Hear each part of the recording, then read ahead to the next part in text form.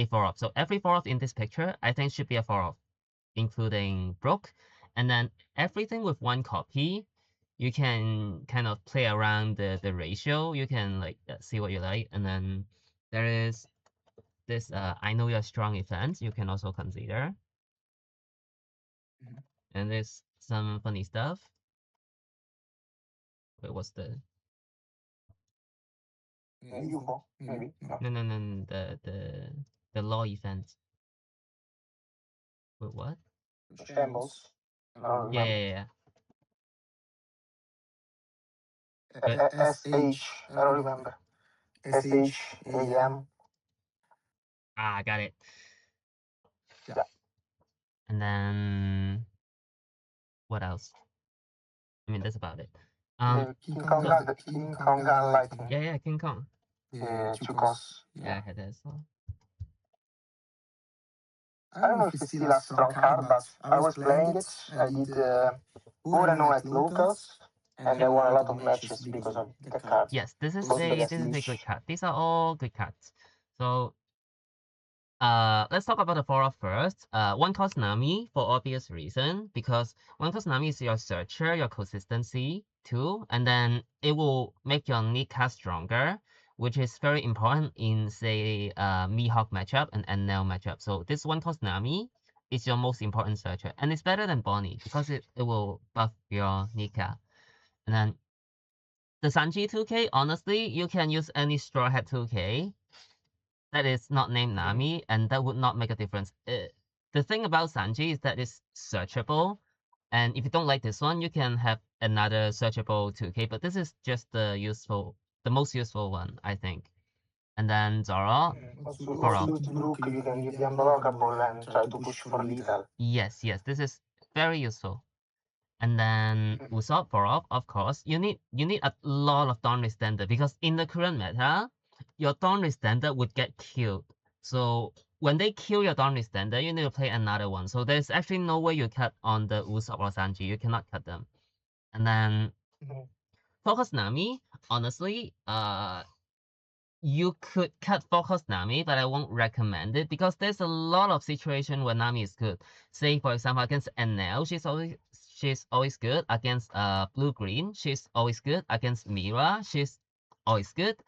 And then against like Rosie or Katakuri, those deck with 8 cost blockers, she's extremely strong as well.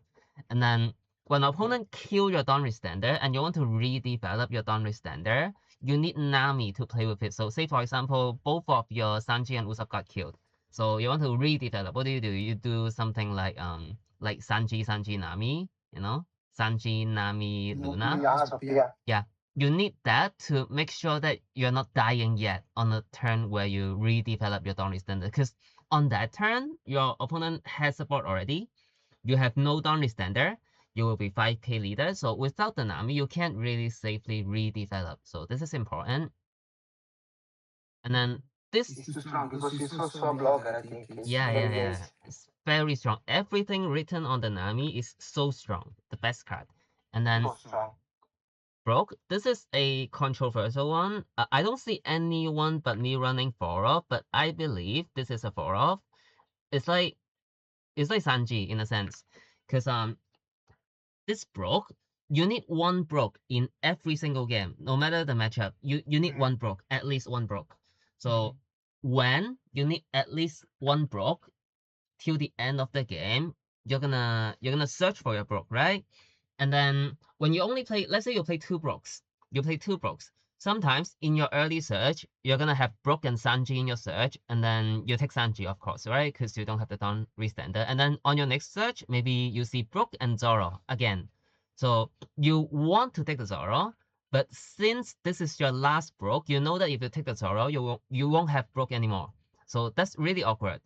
And so and in that case, you may need to consider taking the Brook and then passing on the Zoro, because you know that if you don't take the Brook right now, you will not have the Brook when you go for lethal. So it's like when I was playing like 2 Nika Luffy, And then one time I did the searcher and put both of them on the bottom of the deck. Yeah, And happens. I wasn't happy about it because 2x is too few. Yes. 3 it's okay, but I think Yeah. Brook is a I 4 mean, okay, this I totally situation agree. would happen to any other card. So let's say you play Tunica, this could happen. But the reason why you play 4 of Broke is because he's 1k counter. So it doesn't hurt to put more copy. And when you have more copies of Broke, you will actually see your other cards a lot more because you are not forced to take the Broke anymore. So yeah, I believe Brook is a 4, mainly because he's a 1k counter. If he has no counter, let's say for example, maybe he's a 2 off, but since he's a 1k counter, you have to play him as 4 because that's the card that you need every single game. And against Teach or like anytime you're in a disadvantageous position, you're gonna need 2 Brook to gamble for lethal. So yeah, you're gonna need 2 Brooks in most of the game. I mean, most of the game that you are losing and you're Once to trying set to up, win. then he. Oh, sorry, I was saying, one to set up against Stitch, then he goes Stitch, blank the Brook, then you do another Brook and push for Little. I won a game like this with King Kong gun. Yes. Attacking with Nami also, so. Yeah. With one cost Nami. Yeah, that thing happens a lot. Like in my area final, I won with 1 Cosnami 2 times. Like, No, yeah, it's extremely good with Broke because it's just more attack. More attacks are good. And then this is okay, we're done on the 4 offs. I'm not gonna talk about this stage. No, this is a 4 off. Of course.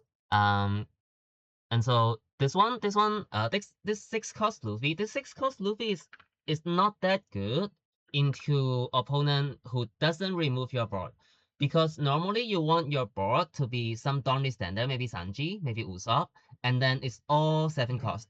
So into normal opponents, yeah, into like opponents who doesn't remove your board, like or actually everyone removes your board now, but okay, let's say there's a deck that doesn't remove your board, like maybe Mihawk that doesn't run for fun, and this Luffy is actually quite useless because your board is only 5 slot, and then you just don't have a slot for the 7k that doesn't really stand it on. But since in the current meta, like every single deck is gonna remove your board, like the most important one is Enel, the Enel matchup, because against Enel, your board will constantly get removed, and then you'll have to redevelop.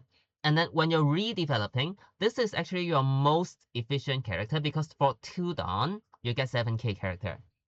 And with that, you can do a lot of double develop, and then you actually get resources from Enel. Because when Enel try to get rid of something that is 7k, they're gonna spend multiple cards. Maybe they spend Gamma, maybe they spend a double Hitan. They're gonna spend multiple cards. And when you play enough of them, you will drain the removal, and once you have a board, you can win from there. And so if you expect heavy Enel, like the amount of Luffy you play will scale with how many Enel you're expecting. So let's say in my area final, I was expecting like 1/3 of the field to be on Enel. I'm gonna play 4. And then for Okay, what turn? Like in Marble, it's 10 turns, and I think I will pick for sure 2 or 3 nails. Yeah. Then you toy with the ratio because there's another important card that is the 7 cost Luffy. So this one also is a card that you would adjust based on what you think you see. So this card is mainly good into Mihawk. And I know Mihawk is really popular right now. And for the current Mihawk build, they're gonna play 7 cost Shanks. And if you cannot kill the 7 cost Shanks, or I mean, if you cannot kill the 7 cost Shanks, it's gonna be really bad for you.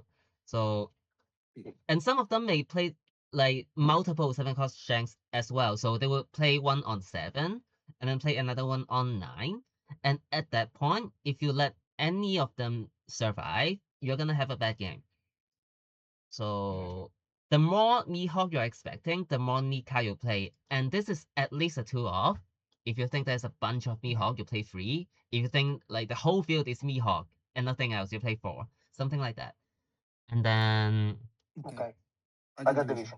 yeah, and then for Luna, personally, I think Strong Luna is a 4 off. candidate. I think it's a 4 off because This.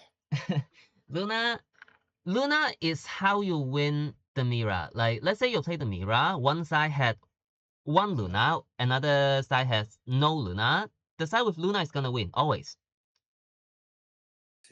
Because the card is that good. Also against Rosinante, it's great. Yeah, against Rosie it's great as with your well. friend. If you don't do like 2 or 3 of them, it's not winnable. It's very And hard. then into a lot of matchup, the trigger is gonna save you. Like, people often forget about its trigger being good because you think, you know, it's just luck, but it is luck, but it is something that would improve your win rate by like a few percent. That's huge.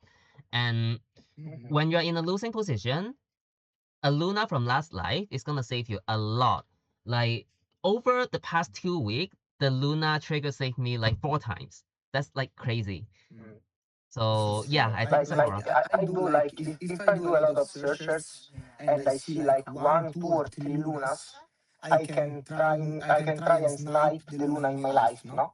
Because I know if I only saw 3 and I did a lot of searches, I know for sure that one of them is in the life. Yes. So Yes. it's a great info. Yes. This is amazing card and then amazing effect. So yeah, I think this is a 4 off, but this is first of all unsearchable, so it would mess with your search ratio. And if you want a more searchable version of the stun, you can do I Know You're Strong, but most of the time I Know You're Strong is not that good because when you use I Know You're Strong as an event to, you know, stop the aggression, this is not that great because for free dawn you have 6k counter already, and then for the extra card that's like, you know, 4 cards worth of counter, and you use that to stop 2 characters. Most of the time it's not worth unless you are stopping exactly double 9k. But this has another use, like when you use the I Know You're Strong as a tool to keep opponent's board rested, this is extremely good because like red green Luffy is gonna have Dawn up at the end of the turn, right? And when you have Dawn up, most opponents would opt to not attack with their board. And when they are not attacking with their board, you cannot swing into them, right?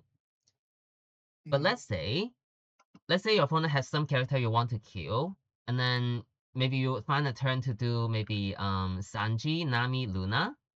And then Sanji, Nami, I Know You're Strong, and then you stun both of the characters that you want to kill, and then the next turn you use Nika to kill those characters. This happens a lot in the mirror. Like, it's just the mirror. Okay, so in the mirror, the way you play the mirror is you're gonna kill the Dawn Restander. If you kill all their Dawn I'm gonna Restander, rest them early also with the Nami. yes. So let's say your opponent had like double Zoro and then Usopp Sanji, something like that. And then Okay, super like strong. even if you can rest both of the Zoro, you're gonna rest the Sanji and Usopp, and then you stun them with I Know You're Strong. And then the turn after, you could use maybe Nika, maybe just normal swing to kill both of the Dawn Standard. And without Dawn Standard, it's extremely hard for them to play the game because if they become 7k base leader, they will only have 3 Dawn up, which is quite vulnerable to Brook Lethal. But then if they stay at 5k leader, they might just, you know, die. And because for them to redevelop the Dawnry standard, they need to be at 5k leader.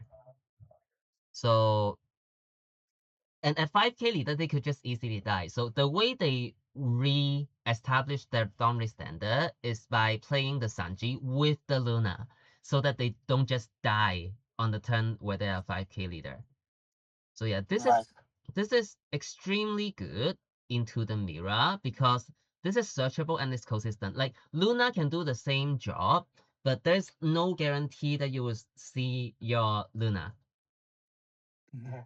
So if you want a more searchable version of Luna, you could go for I Know You're Strong to help with specifically the Mira, because like these stun your opponent's stuff to kill it play only happens in the Mira. So I know you're strong is to help with the Mira.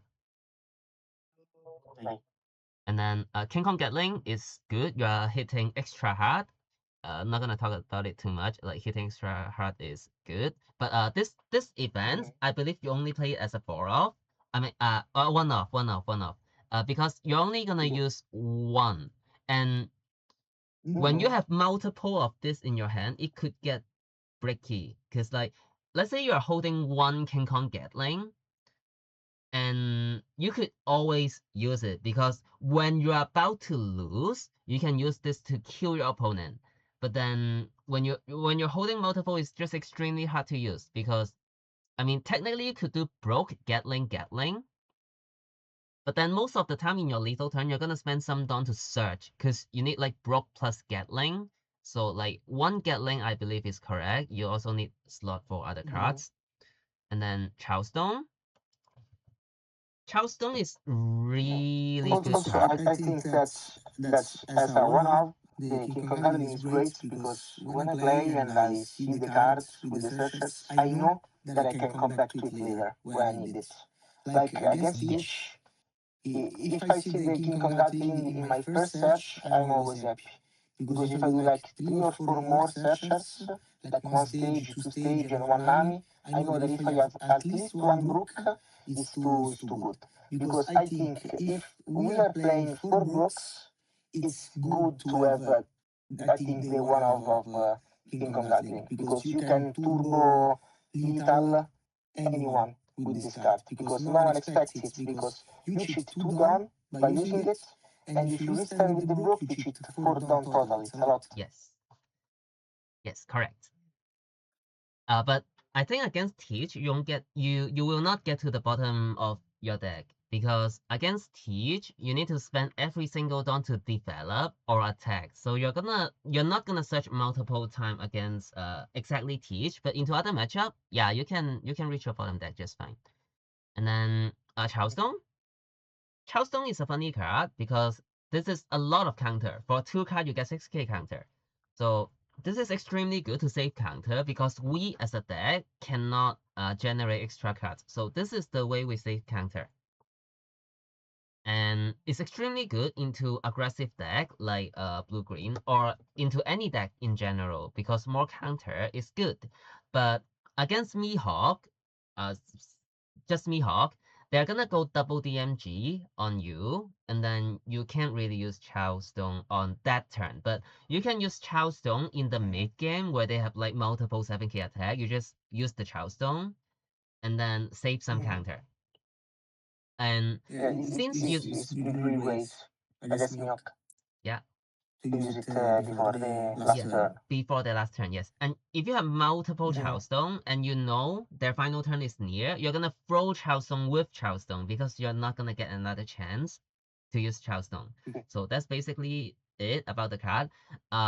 If you don't have enough deck slot, it's reasonable to cut Chowstone because you only really need 1 or 2 in a game. You don't need 4, but playing 4, you just see them more. So yeah, if you need deck slot, I this was is a trying card to you can play cut. 3 of them to play one all out, but it didn't work for me because 4 of them is too strong. Yeah. I think I need to see the card. Yes. Just You that you always want like 1 copy of Charleston in hand. That will make your life so much easier. So yeah. I like it as a 4-off, but it's reasonable to cut because you can't really cut other stuff. And then this is the spicy card. So the reason why we play this is because now that we Hawk play Shanks, they play Shanks and then they immediately kill one of our Donry standard. And then the thing we want to do against Mihawk after that turn is we want to redevelop a Donry standard while killing the Shanks. And Shambles is the only card that can enable that. Because let's say you play Nika to kill the Shanks, you're not developing a Donry standard.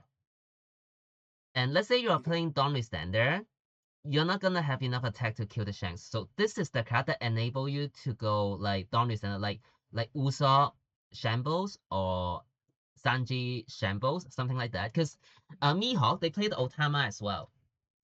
So you can make the Shanks zero power. And then even if they don't have the Otama, they're gonna have a 2k. So you're gonna make the Shanks a 2k, and most of the time that's enough to kill it. So yeah, this is a great card against Mihawk, but you cannot play too much of these because it's not your one-off. it's a break. Yes. Yeah, probably a one-off, yes.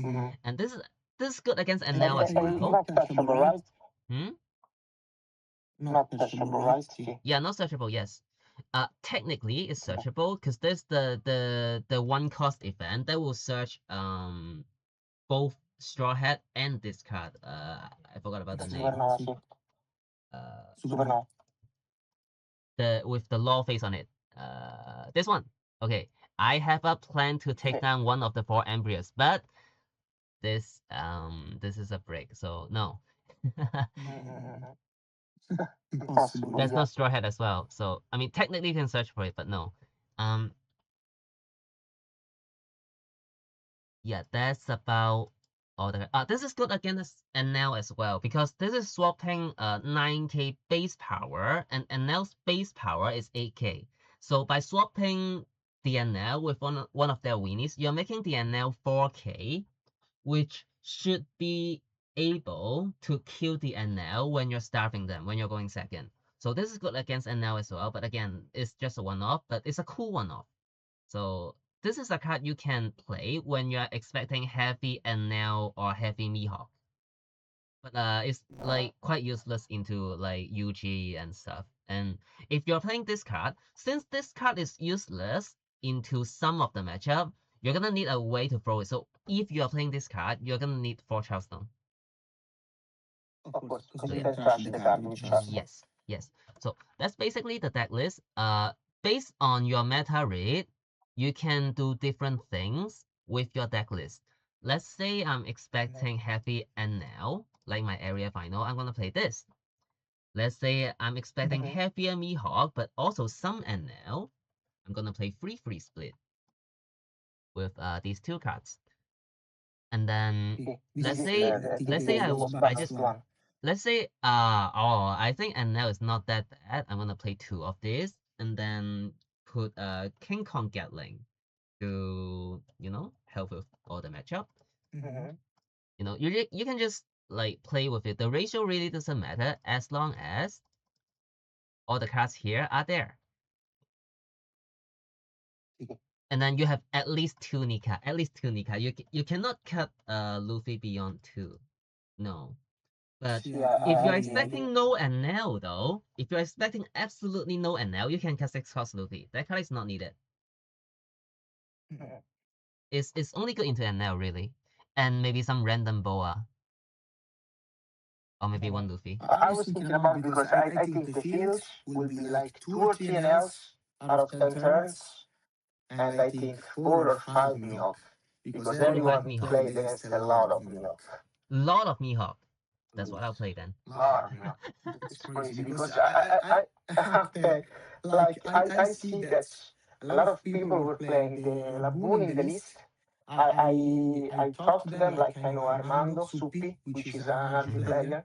He did like 11-0 in Chile finals. Yeah, Suppi, Michael. But he's playing like the Laboon. He's playing 3 Luna, the 2 All Out. No, 3 Luna, 3 All Out is a very different list. 7 Nami, 1 cost, it's very, very different. And I can't play the deck like that. Like, I was playing the deck in the last period with your list with only 1 Luffy Nika and 1 6 cost Luffy. But I tried against NL with my friends, and the 6 cost Luffy is really, really strong against them. He actually wins the game because to get rid of that, they have to use cards that don't draw from the deck, so you just kill them with the resources in the hand. And it's really great. I think the better list is with 3 6 cost Luffy and 3 Nikas. Yeah. I just wanted to play King Kong Gatling, but I don't know if I have the spot. Okay, if you're gonna play King Kong Gatling, you could do Tunica. Because I think this is too important against NL, and if you drop this too much, your NL matchup is gonna look bad. Like, if you really want to win against NL, I think this needs to be a 4-off. And it also depends on like how far you want to go, right? Because I feel like into top cut there has to be NL. So if you need to beat one NL, this is what I would bring, because into Mihawk, Tunica is actually enough. Because you only realistically need one of them to win the The thing game. with the Nika is that sometimes I wanna use the Nika, but I force myself to give rush to it. I don't know if there are some spots in which Nika is great without giving it rush. Or to kill the board. There could. So against Mihawk, obviously it will depend on how much pressure they have. But let's say if they go, let's say you go first, and then they miss the 6-cost Mihawk. One thing you could do is you could park the broke because they missed the 6-cost Mihawk, which is a thing that would happen. And then you park the broke. Even if you do only the Oden. Yeah, you early park the broke, and then the turn after, I mean, you just find the turn to park the broke, because most of the time, when they only have one character on board, you can park the broke, and then you still have enough dawn to defend everything, so you're not taking damage this turn. So this broke parking is free, and then the turn when they have like rested big stuff, you could actually go Nika and then give rush to Nika, and then you can full clear that board because you can reduce the biggest character, kill it, and then Nika 11 into maybe the 6k, and then 11 into another character. So with a broke on board, your Nika can kill everything. And then sometimes you cannot give the Nika rush because you don't have enough dawn. So normally when you play Nika, you're gonna kill one character naturally, and then if you give 2 more dawn, you could kill another character. I mean, but it's not a guaranteed kill. So let's say you spend 2 dawn on the Nika and then you actually kill the other character. That's usually worth it because one character is gonna ask for 2 dawn. But let's say your opponent had enough counter to uh defend the character. So you spend 2 dawn, the Nika get rushed, but you don't actually kill the character. Next turn, you're not gonna have enough dawn to defend, and you could be in big trouble. So when you give rush to Nika, you make sure that the character that you are hitting is gonna die. Because if they can actually counter, and it's gonna be bad for you. If they counter, maybe you don't give the rush to Nika and then just play safe. It also depends on like how ahead you are in the game, right? Because if you're behind, then you have to like gamble some to win. But if you're winning anyway, then you don't risk those. So yeah. So we'll talk about it later. So that's basically the deck building part, and then we'll dive into the matchup. So let me open a Google Doc.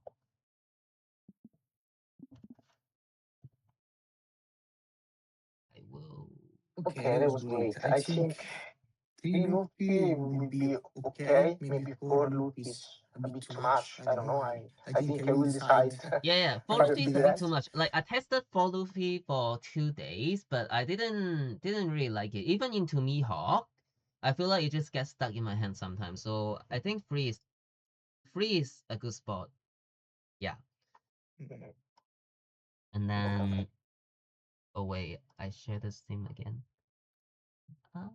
Yeah. Okay, so let's talk about Mihawk first. Can I make it bigger?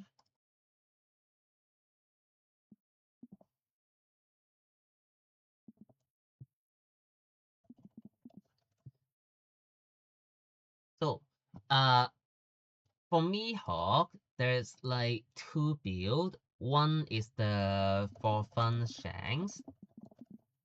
One is the stun build. So But feel like for fun Shanks is a lot more popular since the top players, like 4 of them, all bring the same list and then they all tops. That's kind of crazy. So yeah, that's like the most popular build for now. But this build is actually weaker against RG. And I believe on their day they didn't fight that many RG, so that works for them. It's a good meta call for them, but it's good for us. So the way how for fun Shanks build play against us is on 7 or 8 or 9 dawn, they're gonna play Shanks plus for fun, kill Sanji or Usopp. Sanji. They usually kill Sanji with for fun, but for Usopp they can just rest and kill it because 5k is not that big. So yeah. No. And when you don't have the Dawn Restander on board, it's actually quite hard for us to play the game. So we're gonna redevelop the Dawn Restander before we can play the game. And we'll have to kill the Shanks as well, because if the Shanks doesn't die, our Dawn Restander will die again. So the way you play against this is first of all, into Mihawk, I'll blind pick first. Like even if you don't know that build, you pick first because I was thinking the same thing. okay. As well. When I lose dice, I'm happy because then I can do the shanks on 7 and on 8 I can do nothing about it. Yeah. So because into the stun build, we're favored. Like we could just play. I mean, into the stun build, like first or second, it doesn't matter as much. At the end of the day, it's how much Luna they see. So if they see like 3 Luna, we die. If they see only 2 Luna, maybe we can play the game. So first and second doesn't really matter into this, but first and second actually matter a lot into for fun build. Because let's say you go first. 1 dawn, 3 dawn, not gonna talk about it. And on 5 dawn you play Sanji. And then on 6 they're gonna go Mihawk plus 5 cost. And then on 7 dawn, what you could do, your high roll is you could go Sanji plus Usopp. Sanji Usopp, yeah. That's your high roll. And then on the 8th dawn turn, what are they gonna do? They're gonna do Shanks for fun, but they only kill one of your characters. And after they kill one of your character, there's still 2 dawn standard for you. And you're in a very, very good position at that point if you just Nika kill Shanks. So when you have multiple dawn standard like this, sometimes they would not rest the Shanks. So they would go like Shanks standing. So they will keep the Shanks alive. And then on 9, what are you gonna do? On 9, you could just play Zoro like normal. The reason why we don't put more Dawn Restander is because at this point of the game, they already have like a 6k, 7k, and a 9k on board.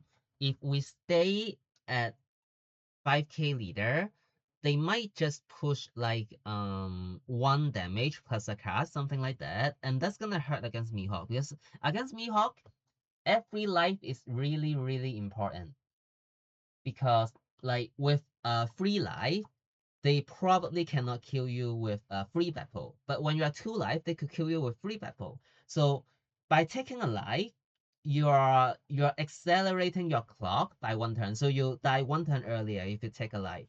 So here, if they keep the Shanks standing, we'll play Zoro so that we make sure we don't take a life on that turn.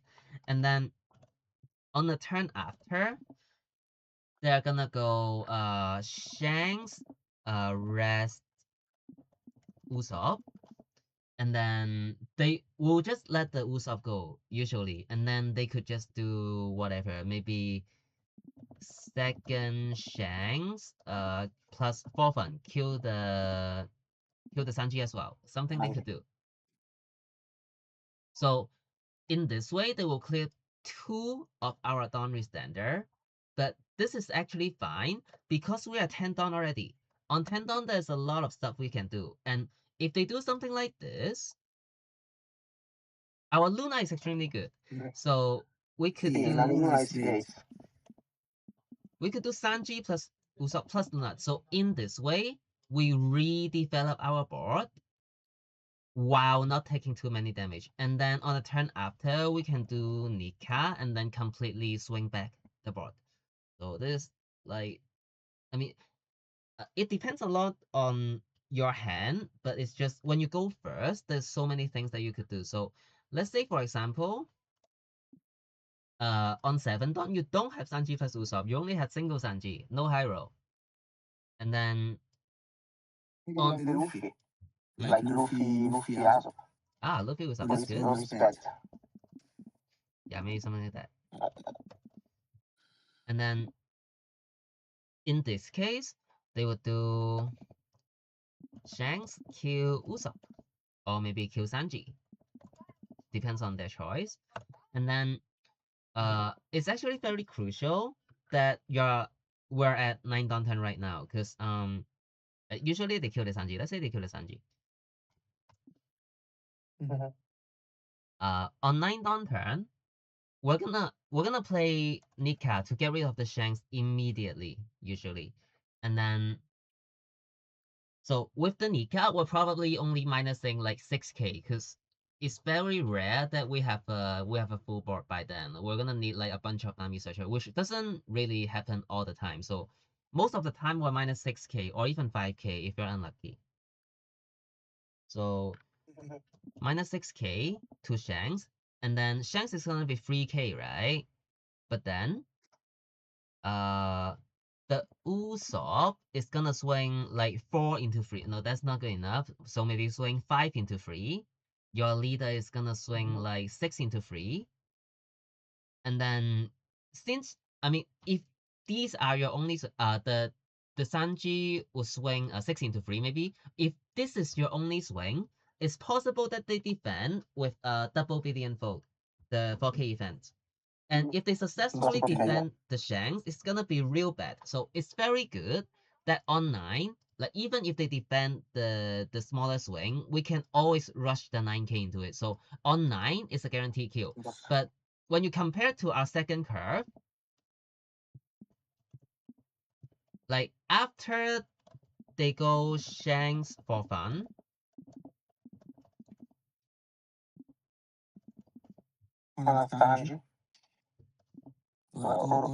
after they go Shanks for fun, what are we gonna have? We're gonna have like one Usopp and one leader. And if they double the billion fold to defend the Shanks, which is not that crazy at all, they always have double billion fold. If we fail to kill the Shanks, the game could just be over. Because if the Shanks survive, they kill the Sanji already. If the Shanks survive, next turn they're gonna kill the Usopp as well. And we're gonna have no Dawn Restander. So we'll talk about the second curve later. We'll talk about the second curve now, because the first curve that's about it. So for our second curve, if we play Nika, playing Nika is a gamble, because if the Shanks doesn't actually die, it's so bad. So bad. So on 8, I think the better play would be to double develop Sanji or Usopp. So into Mihawk, when you're going second, you're gonna need extra Usopp Sanji. You need a lot of them, because you will expect your Usopp and Sanji to die. And then since on 8 on turn, your Nika isn't a guarantee kill, it's actually quite bad to go for Nika, because if you get the Shanks, it's cool, but if they defend the Shanks, you lose on the spot. So then at 9, they're gonna do maybe Shanks, rest, Usopp, kill it, or rest, Sanji, and then play 9 Shanks. That's like their best play. But they're only gonna kill one, really. And if they only kill one, even if they kill two, on 10 dawn turn, what you could do is your Nika always kill Shanks. Almost everything, yeah. Yeah, always, because It's it too gets big. rushed already. Mm-hmm. So yeah. So in summary, when you go first, you would aim for the high roll, but if you doesn't get the high roll, you can still on 9 dawn use Nika to guarantee kill the Shanks. So that's good for going first. And when you go second, you need a lot of Usopp Sanji, so that you will. So even Luffy would be good maybe to do something Yeah, like yeah, a Luffy double is good as defense well because something. it's like extra body that can hit into the reduced Shanks. So on 5, that will play a 5. And then, yeah, okay. One thing about this curve, this exact curve, is that their board is gonna be quite weak. Because their board is only 5 cost and Shanks after this turn. So even if you go double develop and then, leave maybe like 4 down up, they will not get more than 2 cards from you. So yeah, that's the good thing about this one. And if they want to rest the Usopp and kill it, they actually don't pressure your life enough. So you have plenty of life to support your Nika play, because you cannot play Nika when you're low on life, but when you're healthy, you can play Nika. You can afford to. So yeah, that's basically. Like to say, what's the best? Also, I have a problem with the deck, no? Yeah. That in early game, at one dawn I always do the Nami, and it's okay. If I have the stage, do the Nami, and it's okay. But on 3 dawn, no? I always do the stage, assign the dawn, and pass. I don't know if Yeah. there are some decks in which I could use all the dawns, like to do other searches on the 3 dawn turn. Okay. Let's see. Okay. So against exactly Mihawk, I think we would always go stage and pass if we had the chance, because Then you wait with the leader. okay, we'll okay, we'll talk about how we try to approach the Mihawk matchup first. So against Mihawk with their new build, uh they're gonna have Shanks in their deck. And so Shanks is a quite high priority character that we have to get rid of. And so sometimes we need to play Nika in the late game. And when we play Nika and they have a huge board, it's actually quite dangerous, because when they have multiple attack and you play Nika, you're 5k base only. And then you could take some big damage if they have multiple leaders. So into the Mihawk will actually focus more on clearing their board. And so to clear their board, I mean, obviously we still hit their leader like normal, and there's nothing to hit into.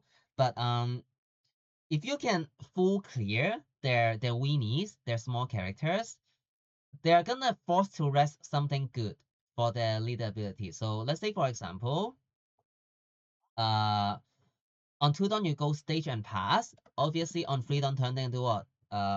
All dawn on leader to hit you, right? And then you're gonna give a 2k to them if you have it. If you don't have a 2k, then you're gonna take. But what's gonna happen at that point is that they will not have weenies on the board, and they will not have a chance to play any weenie in the later turns. So let's say on 5 dawn turn they play a 5 cost, and then on 7 dawn turn they play Shanks for fun. What are they gonna rest for fun?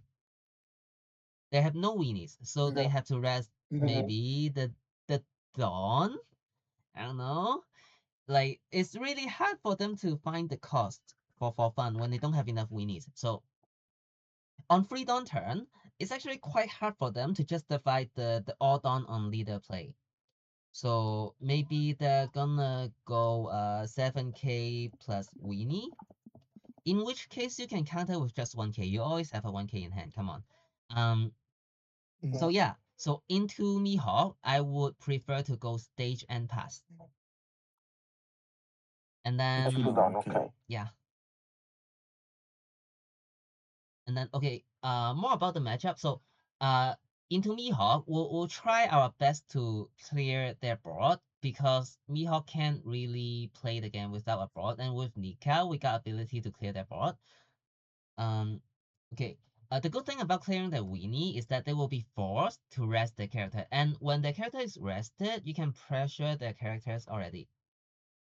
It might seem like the Mihawk has like what 9 cards, 10 cards in hand. It could get scary, but all of them could be gone after 2 attacks. So yeah, like even when they have like even when they are 5k leader and they have a 7k Mihawk, and then they have maybe like 3 life. If you have a 7k attack, sometimes it's correct to still go for the Mihawk because when you hit 7k into them, like there's a chance that they would just give a counter event that's only gonna protect the leader. Let's say I know you're strong. Let's say DMG, maybe they have extra, something like that. So when you have a 7k to hit into them, you could target their 6 cost Mihawk actually, because the 6 cost Mihawk is extremely important for them because I don't know if you have experience on the older Mihawk, but like Mihawk back in OP14. Yeah, I've been playing him OP13, so Yeah, I back in remember the design. OP14 or like 15, this is a brick city deck. The brick is gonna be stuck in their hand forever. And when they don't have the filter from the 6 cost Mihawk, their hand can get real bricky and they cannot really find their curve because like they can't find the curve as much when they have like compared to when they have the filter. So by killing the Mihawk, you're killing the filter, which is extremely good for your game. And that's the same story for stun build as well, because for the stun build, their goal of the game is to find like 3 Luna, 4 Luna so that they can win. And when you kill the Mihawk, it's actually quite hard for them to find the Luna. So when you have the chance to kill the Mihawk, you're gonna kill the Mihawk. So let's say for example, on 6 Dawn, they go Mihawk plus 5 cost, and then for some reason they rest the Mihawk, and then it's actually quite reasonable to maybe just go Nika on this turn to kill their Mihawk, and then maybe you take 1 damage next turn. Only do this one when you're 4 life. Because when you're 3 life and then they take 1 more life from you next turn, you're gonna be at 2 life. 2 life is very, very dangerous. So only do this when you're 4 life, but when you're 4 life, Nika to kill the Mihawk is actually quite good. If they rest the Mihawk. That's about it for Let's hope they do. the Shanks matchup. What else? Okay, yeah. And then against Shanks, in the late game, every single turn, you have to do the math of do you die to double DMG? And your goal of the game is to stay alive against double DMG for as long as possible. If you find a situation where you would be dead to double DMG, you might have to go for game because they always have double DMG. They would never not have it. They always have it. So when you die to double DMG, you need to try and go for game. And Mihawk is a deck that will search a lot as well. It's extremely important that you remember all of the search, all of them. Because that information is very, very, very, very valuable later in the game because you're gonna know exactly like how much break they have in hand, like how much DMG they have in hand, how much 2k they have in hand, and when you get the information, you can make your decision of maybe like hitting live or hitting board a lot better. So you have to remember all of the search. And when they pitch a card, because Mihawk is gonna pitch a lot, so the 1 cost Kinemon is gonna pitch a card, and then the Mihawk is gonna pitch a card each turn. Remember that the card that they pitch is always the worst card in their hand. So let's say when they pitch a 2K, that's kind of crazy. You would know that all of their hand are good cards. There's no bad cards in their hand when they pitch a 2K. And same with when they pitch, let's say, a 5 cost, that means their hand had enough 5 costs already, so they will never miss a 5 cost. Or when they pitch the, let's say, 6 cost law, that always means they will have the 6 cost Mihawk, something like that. So you have to keep that in mind constantly. And when you practice enough, you can get a pretty good hand read of them because they're giving out so many information each turn by the draw one, ditch one. You can understand what they have in hand and what they want in hand. Yes. That's It's that's a about good it game for for you. Mihawk. And then into NL, I believe everyone had a lot of practice into NL. To win NL, you need to understand how NL want to play against you. So the way NL want to play is they want to establish a 6 cost while clearing all board. That's the thing that they want to do. So when you have no pressure on them, when you have no board, they're gonna play NL. And then when you have a board, their first priority is to clear your board. And the second priority is to establish 6 cost. Like after clearing your board, they will establish a 6 cost. So that's the way NL should play. Because if they leave any character on the board versus RG, it's gonna snowball.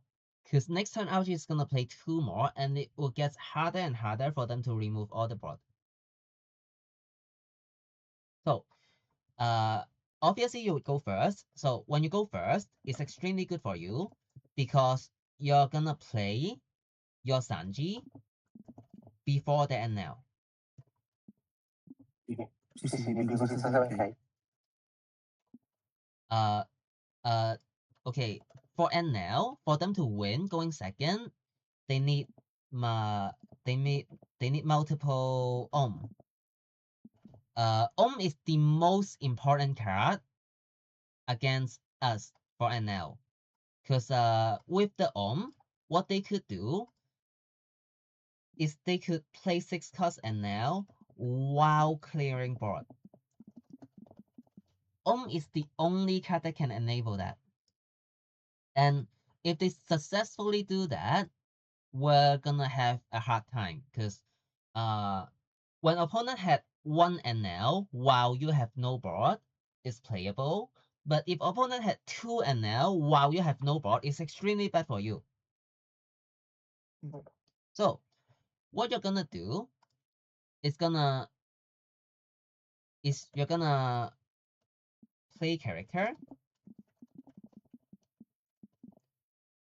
and then the reason you play character is that you want to force the NL into not playing 6 cost. Because if they play 6 cost, they don't remove your board. And when you have a board, you can win the game from there. But let's say LG miss curve, and now they develop 6 cost for free. This is extremely hard for you to play the game right now.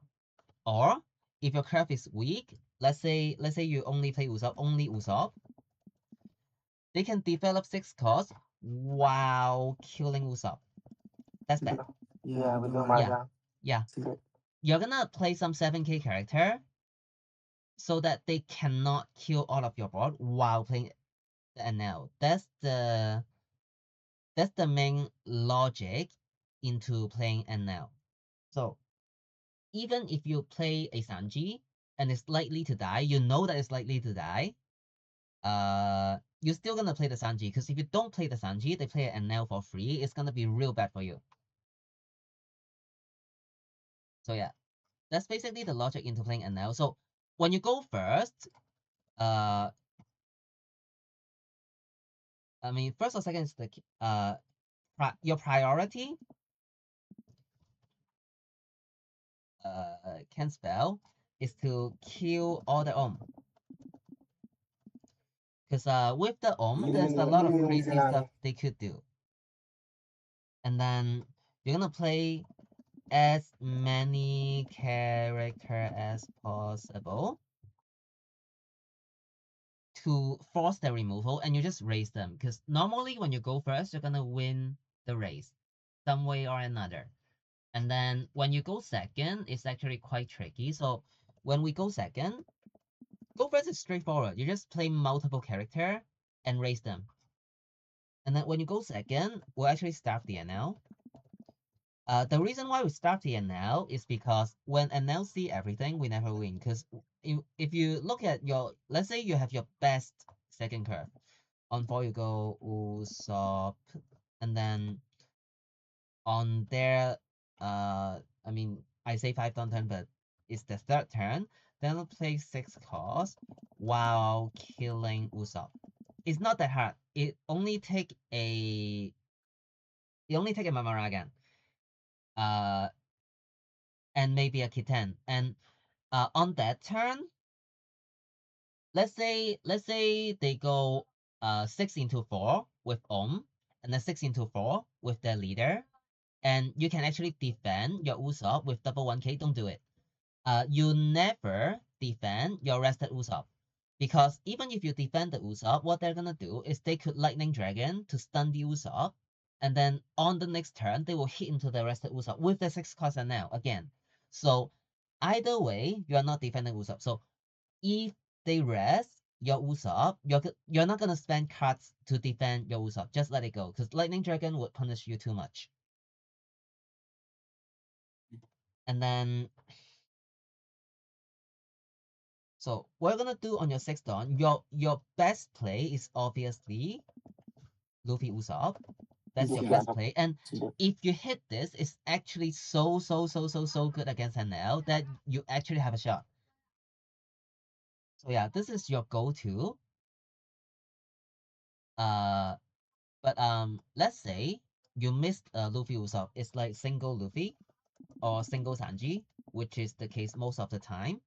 What the NL would do is they would maybe go 4 cost plus 2 cost, maybe Gamma Knife, kill Sanji. And then at that point, they're gonna have an NL and you have an empty board, and then you just have to keep double developing until they miss a removal. But if you keep hitting their life, they keep getting resources. That's extremely easy for them to do. So the reason why we start is that we don't want them to, first of all, we don't want them to get resources, so that eventually they would run out of resources, and then we can actually keep a board when they don't have the resource to kill us. And another reason why we stop is that they might miss a nail if we stop. So I'll give an example. Let's say on 1 down they play on 3 they play that's like crazy strat. And then when it's on your like 6 down turn, even if you play Luffy plus Usopp, it's gonna die to all the right? And so in that case, you should try to 4-cost Nami and kill the because even if you play a character, it's just gonna die.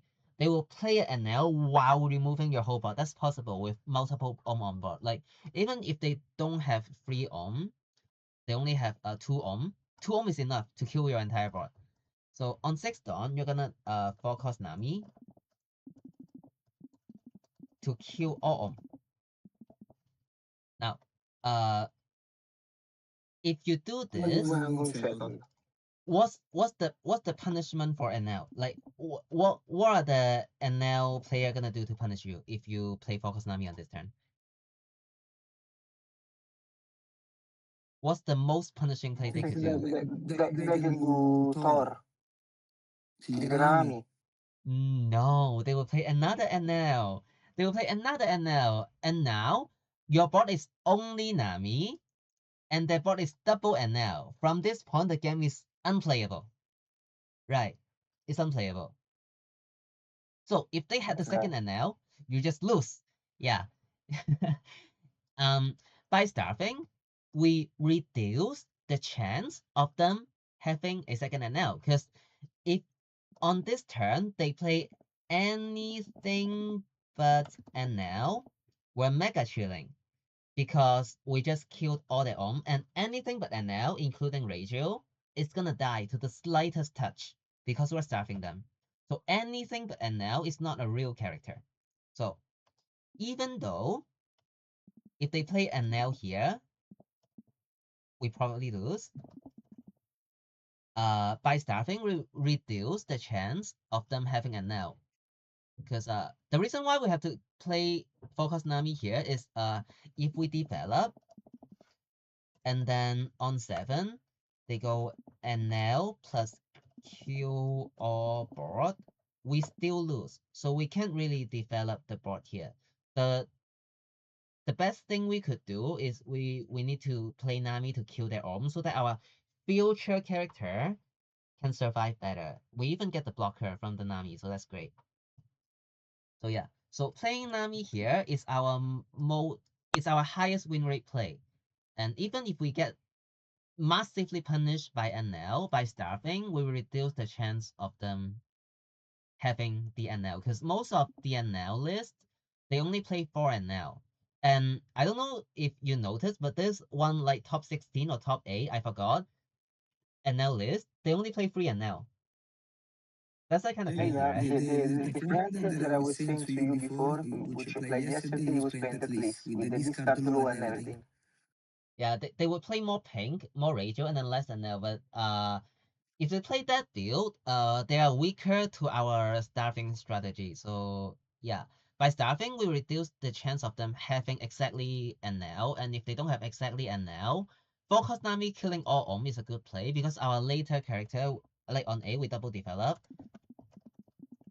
and without the Om, they can't really kill every single one of our characters. So going second, starving is the method, and when they have double Om, it's worth it to go for the Focus Nami play. If they have single Om, it's better to just develop a character. Because by developing a character, you're forcing them to use the Om as well. And when they rest the Om, you can just kill it. Because the problem is, if you develop normally while they have one Om, they might not be able to kill all your board while playing six cost NL. And so by playing the character, you are resting the Om, but also you are preventing them from playing NL. So when they have one Om, you just develop normally, but when they have double Om, you have to go focus Nami and hope that they don't have second NL. So that's the way we play into NL. And then How's I think the Nami turn, in which we rest the Om and kill the Om, could be done also while going first, or it's not that great. Going first, that's a play you could do. Because going first, you play your first Sanji before their NL.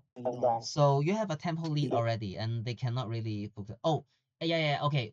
One thing when you go first. So when you go first, typically you will not swing with your Sanji or like any of your character. You will only swing with your leader normally, because when your character are rested, they can hit 15k into it, and then your character could die from it.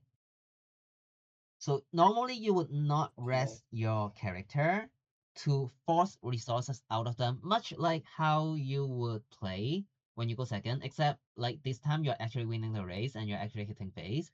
And the timing you swing all your character is when you can swing multiple of your character. Like I don't even swing 2 characters. I typically only swing when I have like 3 characters. Because when you have 3 characters that can swing, they can only 15k into one of them. And when you have 3, it's actually pretty chill to let one go, because next turn we just redevelop. But let's say you only have 2 characters that could attack. Let's say on 5 you go Sanji, on 7 you go Sanji Usopp, and they actually kill the first Sanji. And then you only have Sanji Usopp that can swing. You would not swing Sanji Usopp because those characters are too weak, and when you swing them, they could just both die. You only swing all your character when you have like 3 or more. Like, don't take this as a strict rule. Like, I only swing when I have 3 or more characters, but just keep in mind, don't swing your characters like mindlessly, because you could get punished. But you will still hit their face with your leader, because you will normally win the race when you go first. Okay, that's it for now. And then we'll talk about Mira last, because that thing is harder. So let's talk about UG, which is still quite popular now. And So, while talking about UG, UG, I follow your tips from the. Sorry if I interrupt you. Yeah. I've been following the tips of the guide. Like when I go first, I leave 4 don't open on 5 don't turn and everything, and it was great. Okay, really great against UG. But the thing is that I don't understand because sometimes, even if I play like that, they turbo go and use the Ivankov spell, and then I just die like a stupid man. True. I just literally die in 2 seconds. Okay. When you go first, you would actually play the Sanji on 5. You only not play. I mean, you never really not play the Sanji on 5. Oh, you don't play Sanji on 5 if you miss stage. Yes, I remember. Yes. But when you have stage, you always play Sanji on 5 when you go first. Okay, right. If I don't have stage, it's like 1 dawn and then pass. Yeah, but when you don't have stage, it's like you have to like play special to win. Okay. Wait, what was my? Okay, I have a bad example on my channel, like what not to do against UG. Let me see. Let me check. Is it this one?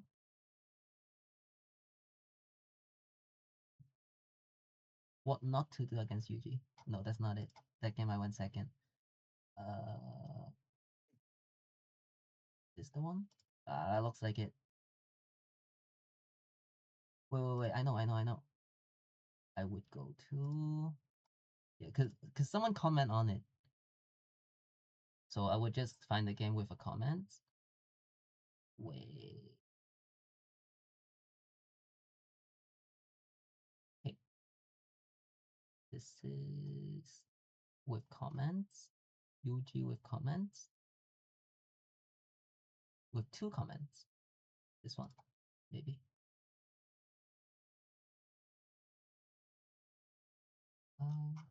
Wait, how do I see the comments? I should have prepared. You just, I think you have to open the video. Like you go there and then open the video. This one, yep. Yeah. Okay, I'll put this on 4x bit, and you can see what happens. So, on 4 dawn, I am going to play the Usopp, which is really bad. Don't do this. You'll see why later. Yeah. Yep, I lost a card.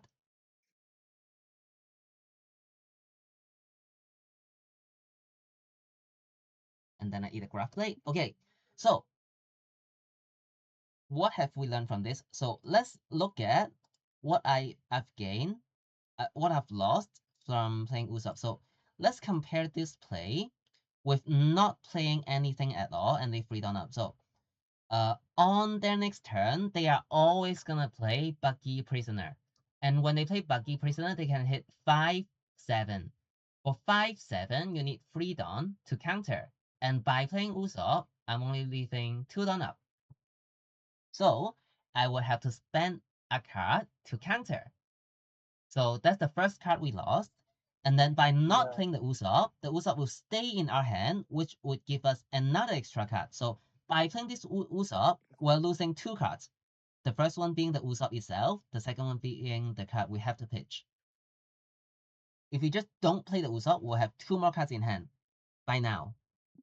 Like the Usopp will be in hand and the Brook will be in hand. That's gonna make us 8 cards in hand. That would be extremely good. And then, yeah, that's basically it. Because on this turn, they should almost always grab play. Because like even if we like don't play the Usopp, we only have the Sanji. And then on this turn, if we play only Sanji, we're gonna have how many dawn up? This is 1, 2, 3, 4, 5, 6, 6 dawn turns. So we're gonna have 4 dawn up. And with 4 dawn up, let's say they play the Boa and then maybe swing 5, 7, 7. That's one thing they could do. They're only gonna get 1k from us. And if you remember, if we don't play the Usopp, we're gonna have 2 extra cards in hand. That's like easy counter for us. And from that point onwards, since our Sanji is on the board, we can just chain Zoro. We start chaining Zoro. And when we chain Zoro, they just cannot win the race anymore. Because with a single Sanji on board, we're gonna have 4 dawn up with Zoro. That's extremely hard to break through with the extra hand we gain from not playing Usopp as well.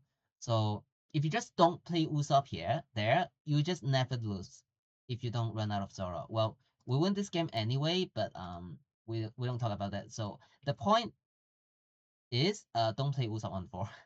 Because it will just be extra food for grab play. So yeah, when you go second, don't play Usopp on 4.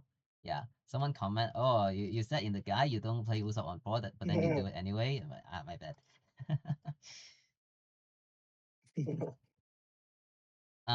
So against UG, you will take first. The reason being, when you go first, you could make it so that their grab blade is dead all the time. So against Green Blue Luffy, if they don't have grab blade, you would never lose. That's the thing.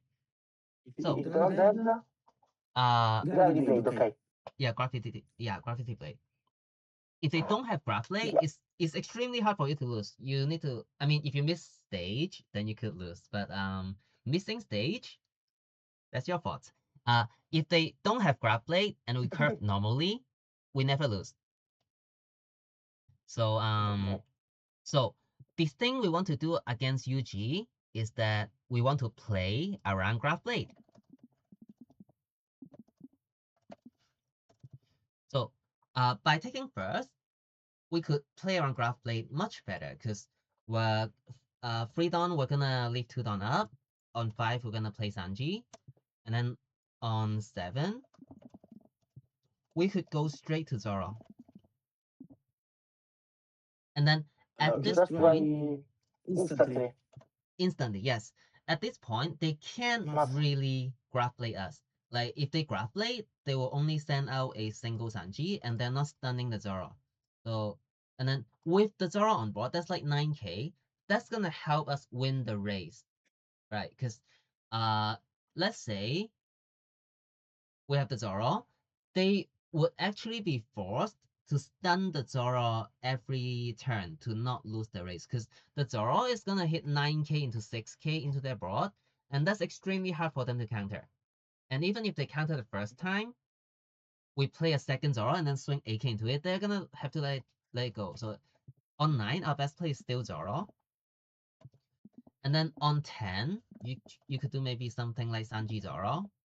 But really, you just want to play Zoro. When you have Zoro, you just go Zoro, Zoro, Zoro. But if Nika is bad against them, right? What? Say that again. Nika is not that good against them. No, not that good. Cause ideally you don't really play Nika. So and then another situation is if you had both Luna and Zoro and they are good for this turn. So let's say on their last turn, your opponent rests all of the characters. So maybe they have a Bucky rested, a prisoner rested, and then a Boa rested. So that's like extremely good Luna turn. And by playing Luna, you take no damage. But you also have Zoro, so you have a choice. You need to choose between the two. You always Luna first. The reason why being, if you Luna first and then Zoro, this Zoro is gonna be good. But if you go Zoro first, what's gonna happen next turn?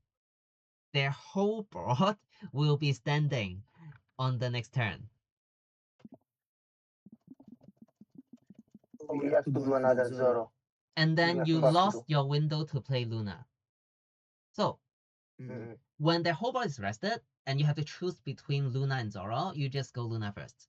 And then on your Luna turn, you're gonna develop your Dawn stand as well. So let's say, for example, you go Luna Sanji, Luna Usopp, Luna Nami Sanji, something like that. You're gonna play a Dawn stand with it, so it will make your future turn easier as well. So yeah, if you have the chance of Luna and Zoro, you always just play Luna first. So Yuji is not that deep when it comes to later in the game. You just play Zoro, Zoro, Zoro. That's your best play. But the early turn, a lot of people would get wrong. So you just like, especially the Photon turn, like you don't play the Usopp, and then when you miss stage and they actually have a lot of character, you just play nothing on 5. Because let's say you have no stage,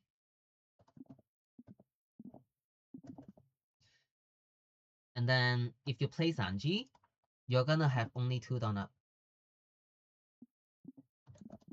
And at this point of the game, their board is so scary already, because what did they do on 2? On 2, they go 2 plus 2. On 4, they play 4. And then at this point of the game, they have 1, 2, 3 characters on the board that can attack, plus their leader.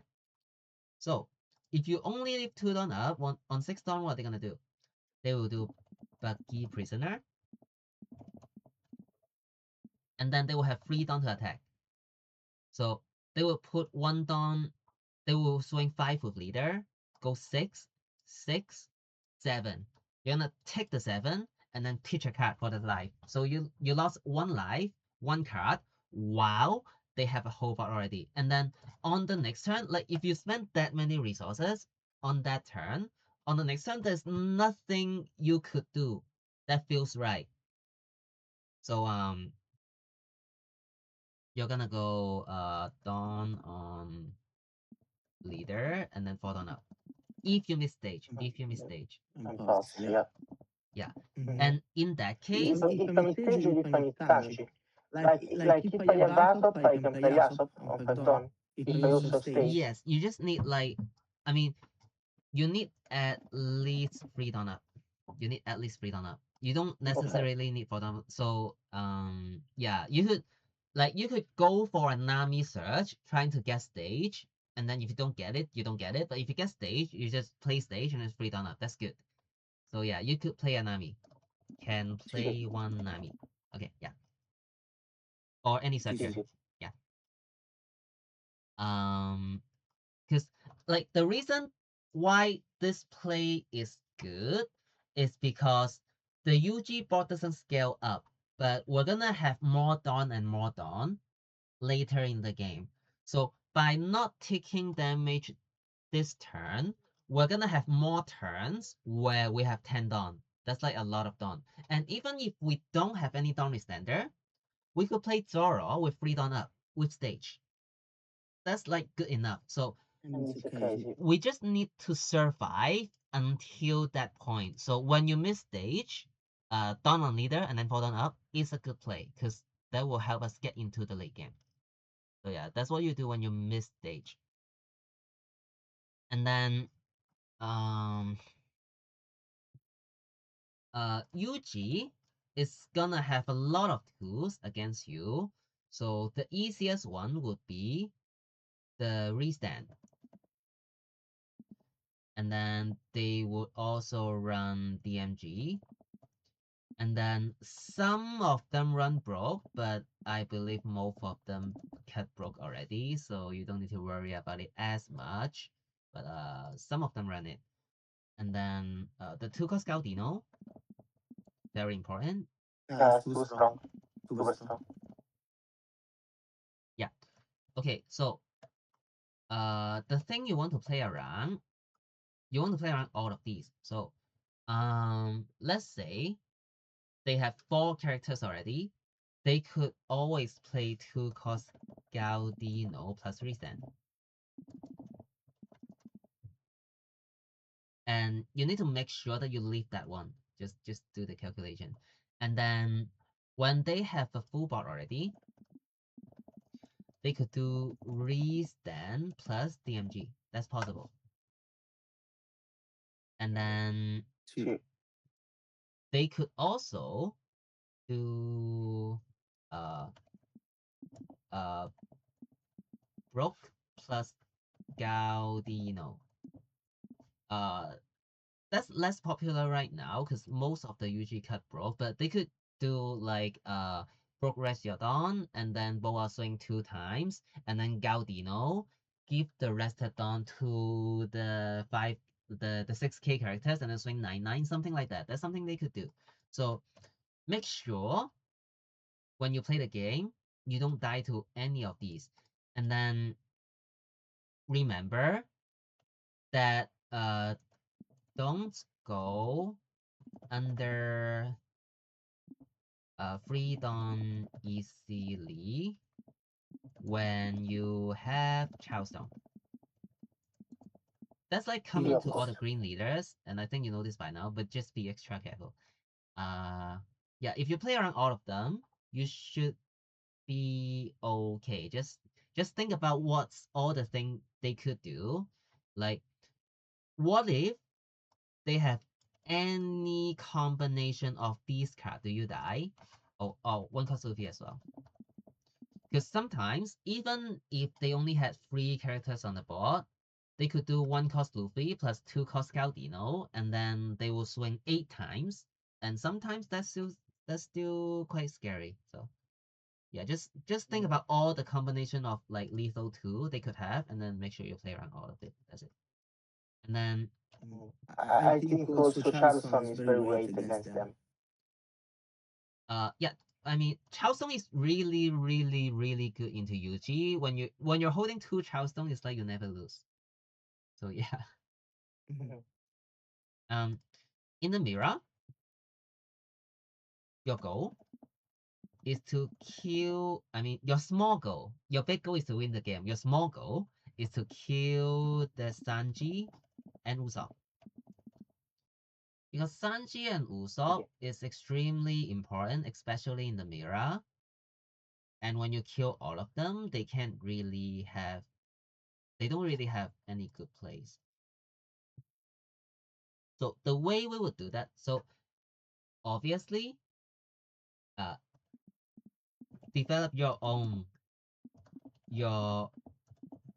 Sanji Usopp and kill their Sanji Usopp. Yeah, that's the goal. So the way you do this, you would establish as many Sanji Usopp as you can. So in this matchup, first and second is extremely close. It's just so close. Like, I think it's really, really close to 50-50. So if I had the choice, I would like to go second because going second, you see extra cards. So the chance of you missing the stage is lower. And you're gonna, like, since you draw extra card, you're gonna see your Luna, a bit more than your opponent. So I would take second, but honestly, it's very close to 50-50. Like, if I can ask a question, could it be good, like, if they go first, they develop the Sanji, and on our sixth down turn, we do like Luffy and Aesop. Is it okay or is it too weak? because Luffy this is is a your card that I strongest think player. I wanna play every time I'm on 6 dawn against everyone also. Okay, Luffy Usopp is stronger than single Sanji. Okay. This is because this 7k double attack and 7k body is just quite valuable even in the mirror, because with this body you can start pressuring the life earlier, and something you would do is you would, like, let's say they have like 4 dawn up, you're gonna go Luffy, swing the leader, they have to give 2 dawn, they cannot take it. And after they give 2 dawn, you could maybe do something to rest the Usopp and then kill the Usopp. That's something you could do. So with the Luffy, it's just good. Like extra 7k body this early in the game is good. Like 7k body on 6 dawn turn is good. So yeah, that's better than single Sanji. So so I will take second. So since we see extra card, but there's a really strong first curve as well. So on your first curve, you could do Sanji on 5, and then on 7 dawn, you go Sanji Usopp. If you get this curve, you're not gonna run out of your dawn restander easily for the rest of the game, and that will put you in a very advantageous position because your goal of the game is to develop your own Sanji Usopp while killing all of the Sanji Usopp. So when you have 3 of them, it's quite hard for opponent to kill your Sanji Usopp before their Sanji Usopp get killed. So yeah, first curve, if you hit this, it's cool, but you don't always hit this. But if you hit this on your first curve, it's really, really, really hard to beat. But I'll still take second because they don't really hit that curve that often. So on 4 down turn, obviously you're gonna play Usopp, and then on 5 you're gonna play Sanji, and then on 6 down turn you're gonna play, you Luffy Usopp, single Sanji. Play what you have. Play the Donny Standard.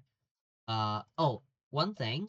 If you have to choose between Sanji and Usopp on 6, I think you play the Sanji first, because the Usopp is actually quite easy to die. Also because it's a 7k. Yeah. Okay. Like, for the Usopp, like your opponent could just swing into it, and then you may have to give cards for it. Like the Usopp doesn't necessarily die, but you'll be forced to give card to defend the Usopp, and that's gonna make you harder to defend your board later in the game. So yeah, yeah. And then And when you say like to kill the Aesop and the Sanji, you say like by playing the full Konami to yes, rest them. that's one way. Brook also works. When they rest the sub, you could always also use Nika. Okay, and then on 7 dawn turn, the best play is obviously Sanji Usopp. But if you don't have that, you could just do Sanji or Usopp. You need some dawn restander. Like Luffy Usopp is good as well because you get extra bodies, but just get your dawn restander on the board. And then on 8 dawn turn, this is like the first real turn that had some decision inside. So on 8 dawn turn, your best play is to develop more Sanji Usopp, because like even if you had enough, they're gonna kill it, and then next turn you don't have enough. So just get as much on the board as possible. Because when you have Sanji Usopp on the board, while your opponent don't, you're gonna win. But sometimes you don't draw that many Sanji Usopp. So like when you don't have Sanji or Usopp, if your opponent had a rested character, rested Sanji Usopp, Nika is good. Okay. And I mean, that will only happen when your opponent doesn't know how to play a game. So yeah. Okay. Okay. If you read the guide, you would know that like into specific leave mirror, we will like only leave 2 Dawn up to bait our opponent into swinging their Sanji Usopp, because swinging their Sanji Usopp and letting it die to Nika is really, really bad for them. So it's strictly bad for them. It's good for us if they swing their Sanji or Usopp. So we only need 2 Dawn up to defend their leader swing, because their leader can swing 7. And we don't need anything more than that. If they swing the Sanji or Usopp, we're winning. If we had a Nika in hand. So yeah. So Could you repeat this step? Huh? Sorry, say that Could again. you repeat this? Okay. So okay, let's do it with an example. Okay. Okay. Let's say a real game example. The player going first on 5, they play Sanji. On 6, the other player plays Sanji. And then on 7, the second player plays Sanji. And then at this point of the game, the player going second know that the player going first cannot swing the Sanji because they are holding Nika. And if they swing the Sanji here, 7, they're gonna do whatever. And then on 8 on turn, we could go Nika, kill, rested Sanji. So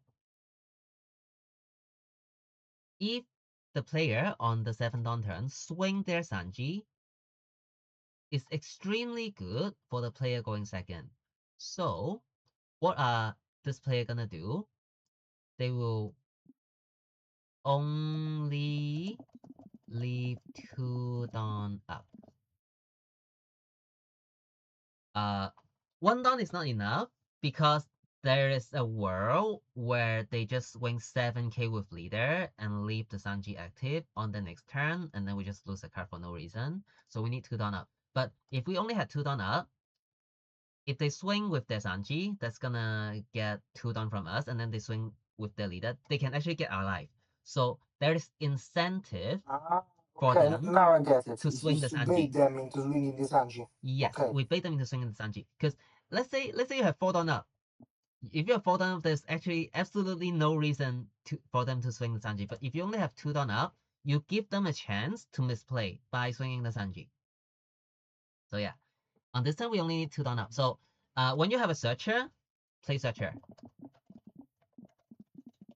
Okay, so I just waste 1 counter Dawn to bait them into attack with the death Sanji. If you have no searcher, swing bigger with your leader. Okay. Even if it makes no sense when they have 2 Dawn up. Yeah. Like when they have 2 Dawn up, you swing 8 Okay. into them. It's fine. Like act like nothing happened. Yeah. Just swing 8 into them. And then maybe they misplay. Yeah. So because you're giving your opponent a chance to misplay. Yeah. So yeah, you could So yeah, when they rest their Dawn Resender, you could use Nika to kill the rested character.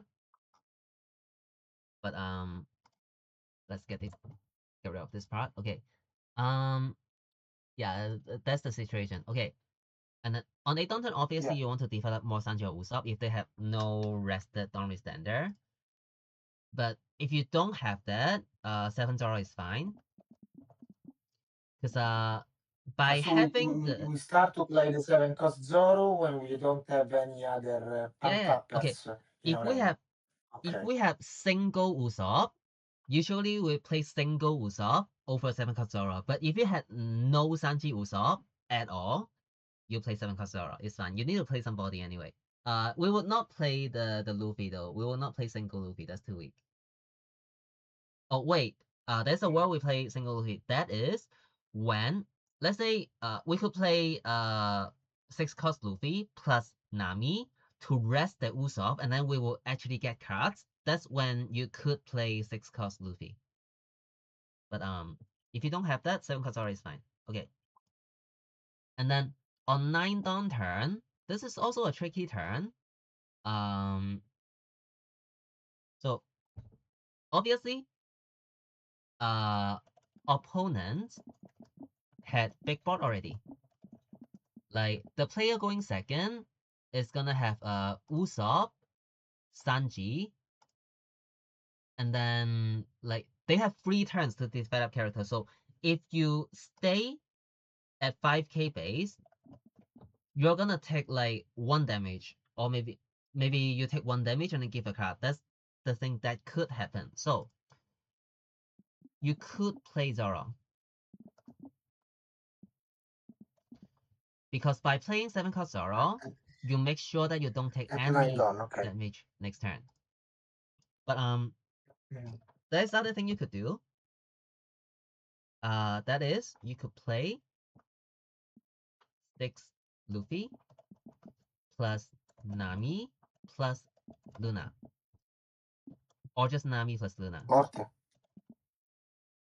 Mm-hmm. Or I know you're strong. It's the same thing. Here, note that like even like okay, let's say that board is like Usopp, Sanji, 7 card Zoro, and then you have I know you're strong. You're gonna rest the Sanji and Usopp and then stun the Sanji and the Usopp. Because this I know you're strong is not to defend our life, is to keep that Dawn Restander rested so that we can hit into them next turn. So target Sanji Usopp. And then on their 10 Dawn turn, they're gonna do whatever. And then on your second 10 Dawn turn, let's call it 11 Dawn turn, you will play Nika, kill both rested Sanji Usopp that you stun with I know you're strong. So this is a 2-turn setup. And when you get this off, and then after you get this, opponent had no Dawn Restander, you often just win the game like that. So if let's say on 9 Dawn turn you do Nami Luna, what are the player going second gonna do? They need to develop more Sanji Usopp. Sanji Usopp, of course. Because those 2 that are rested are gonna die. And since you play 6 cost, not like the best you could do is Luffy, Nami, Luna, and even then, your board is not strong enough to break through 5 Dawn because you don't have any 7k character yet. Right? So yeah, in that case, they have room to develop more Sanji Usopp. Given that you have Sanji Usopp in your hand. So that's basically how the matchup would go. And when one player had Dawn Restander, one player had none, the player with Dawn Restander could just chain Zoro and just win. Yeah. When you have Dawn Restander and an opponent don't, you just win. And so that's why in this matchup, the Sanji and Usopp is extremely important. And you have to defend your Sanji and Usopp and develop more Sanji and Usopp. That's like basically your goal in the early game. Up to 10 Dawn is still early game because the mirror can go on forever. And then in the late game, where definition of late game is threat of dying. Like 12 Thunder. See, okay. Yeah. So in the late game, you need to play extremely carefully. And then so the first thing you would do in the late game is calculate if you die to broke. See. Yes. And wouldn't there be any RG Luffy that could play damage, DMG? DMG? Yes. Yes. But first of all, not everyone You play can't play around DMG. it. I mean, you could play around it, but it's just not that good. So for DMG, it's actually quite easy to play around because they will just use 4 Dawn to rest 2 of your Dawn, so the map is quite easy. You could afford to play around it. But like, okay, the thing is, Maybe if I know that the Broke, other gate to be the searcher. Brook is always better than DMG. Almost always better than DMG when they have a 9k character. So if you don't die to Brook, you don't die to DMG either. I mean, you could calculate if you die to Brook plus DMG, but that's also easy calculation. You figure out if you want to play around that or not. But if you die to single Brook, you're definitely dead because they always have Brook. Come on. If you die to Brook, go for lethal. Yeah, that's the flow chart. Like in the mirror match, maybe King Kong Gatling could help in the lethal. Maybe it would if I help play a lot because in which the opponent will be better than me, yeah, I can try and close in with the King Kong Gatling. Gatling will mess with the math a lot because normally we just calculate if we die to Broke, but with the Gatling, your lethal get a lot more scarier and it's extremely hard to play around because like they really cannot afford to play around Gatling because let's say you're gonna do the math and you realize that, oh, I would die to Brook plus Gatling on this turn. Well, do you force the lethal now? I mean, you always die to Brook plus Gatling, right? And if you go for lethal, just because you die to Brook plus Gatling, you go for the very low probability lethal and then you lose because of it, but then it turns out the opponent doesn't even have the Gatling. It's gonna be And we die. It's gonna bring down your win rate. So you can't really afford to play around Gatling in the mirror. And that's also another reason why Gatling is good. And why I have the list as one off for so long. But in my area final, I don't expect that many RG. And I was right, because out of the 32 people, only 3 of them are on RG. And 2 of us actually got to top 8, which is impressive. Where you live is 32 people, the tournaments. Yeah, our tournament is so it works like this in Hong Kong. You would have to play the store qualifier first that everyone can join. You would need to win 4 rounds in a row in that tournament to get a slot into the store final. And then the store final is gonna be all the players that qualified, they battle out, and then the top 20 player will advance to the area final. And then the top 4 teams from 3-on-3 also advance to the area final. So the area final is only the top 20 player from the store final plus the 12 player from 3-on-3. So the 32 player are like they know the game for a bit. So yeah, there's like a stage 3 tournament. You need a top 2 tournament before you get into this. Okay. So yeah, it's 32 people. So it's quite easy to get a meta read. And since I don't expect that much mirror, I just cut the Gatling to put in the 6 cost Luffy so that I have more chance into NL. Because I think most of them will be on NL. Where was I at? Okay. On your lethal turn, if you die to Broke, you go for lethal. We don't play around Broke plus Gatling because I believe that will bring down our win rate. And if you die to single Broke, you need to go for lethal. No matter how stupid it looks. Like in my area final, my top 8 advanced into top 4 game. That was an RG Mira. The situation is like this. Opponent has 6 cards, 3 life. I have 9k, 9k, and 2k character on board. All my Dawn Standard died. All their Dawn Standard also died. We just cleared both each other's Dawn Standard. And in this position, I'm 2 life. No Charleston. How many Dawn do the opponent have? They are 3 Dawn up. Because they just did Nika. Okay. Yeah. The journey, okay. So they are vulnerable. Yeah. Okay. Because they don't have the 7K leader. So Okay. I swing 9K leader. They go 2 Dawn plus 1K. I go another 9K leader. They take. Now they're 2 life. And then I just put 4 Dawn on Nami into Brook. And then I swing 6, So it's like 6, six. 9. And then out of the 6 cards and their first life, they only had 1K counter, and I just win like that. So yeah, you have to go for lethal, no matter how stupid it looks, because it could work.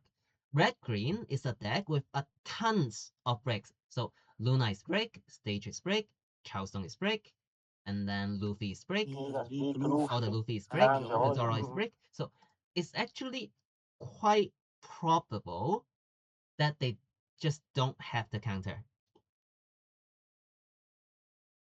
Okay. And even if you're only asking for like 2K counter, they just might not have it. So yeah, you need to go for lethal no matter how stupid it looks, because the chance that they have Brook in hand is extremely high. So as long as you're asking for 1K counter, like you should go for lethal, because I mean, as long as you can ask for 2K counter, because if you only ask for 1K counter, meaning they could just throw the Brook in hand to counter it, right? So then you might as well hope that they don't have Brook. But if you ask for 2K counter, it's okay for you to go for lethal, because Brook could be their only 1K counter in hand. Or like they could have stage that will search for Brook. Like if you had the King Kong Gatling, it would have been yeah. If I had the King Kong Gatling, it would be so much better, like so much better. I mean, I would ask for like extra 1K counter probably, because if I had the Gatling, that would be what? I would put one on, yeah, I would go 779. So we asked for 1K extra with Gatling. With Gatling.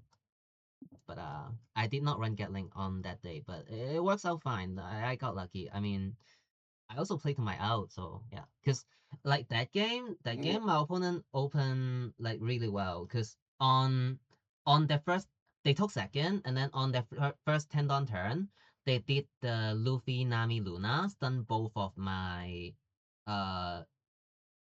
Sanji, and then they just kill both Sanji, and then from that point onward, it's quite hard. So I have to go for lethal there. But that's it for the mirror. It's just small stuff. And then let's see. Do you have like any specific matchup that is not the top 4 that you think you need some help on? So I was struggling a bit against Katakuri, but I can win only if I go first. And if you remember, I posted a screenshot for like a couple of weeks ago, I think, in which you said to me like, do Nami, Brook, and try lethal. Yeah. And it's okay because you rest 3 big bodies and then you just hope they don't have counter. But it's okay. It's not that crazy of a play. Yes. Against Kata, you don't do anything special. You just need to go as wide as possible, because if you play, let's say, if you play single Zoro, they could easily kill it with Big Mom Mamaragan, and then you will not have the amount of attack that can pressure them, because like Katakuri is not a deck that can generate extra card that easy. So when you swing 7K into them, they're gonna give you 4 cards. And it's just a vulnerable leader like that. So if you go wide and you hit multiple attack into them, you should do fine.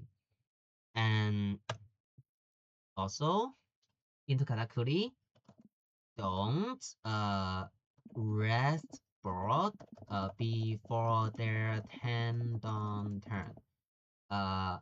If they Just because they can do Mama and then. don't have 4 dawn worth of dawn, how do I call it, returner, you know. So the reason why is that the big mom is gonna go -4, And if they do Big Mom Mamaragan, that's -6. If they go -6, they need to ramp back 4 so that on the next turn they could still be on 10 Don. And frankly, Big Mom is the only thing that you're feared of because that's the card that is big enough to hit through your leader and it also heals. Because healing is bad for us because we want to pressure them, right? And then if if they don't have 4 Dawn Wrath of Dawn Returner, they cannot go Big Mama Maragan. Or on the next turn, they will only be on 8 Dawn. And with 8 Dawn, they can't really do anything impressive. So if you don't rest the board, your board just doesn't die to Big Mom. If they don't have 4 Dawn Wrath of Dawn Returner. And yeah. So you can rest board if they had maybe 2 5 cost kata or 5 + 8 + 8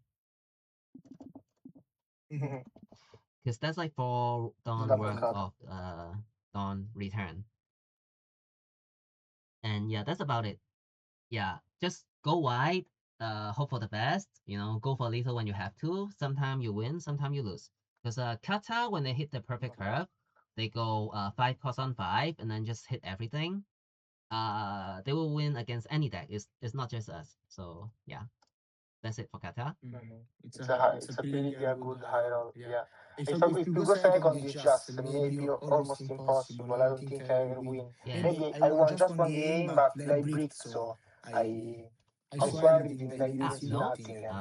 6 cost Luffy helps because you need to go as wide as possible in this matchup. And when you go second and you go 4 6 4, it's gonna be extremely hard for kata to like withstand your pressure because they can't really use their leader ability defensively early because they need the dawn.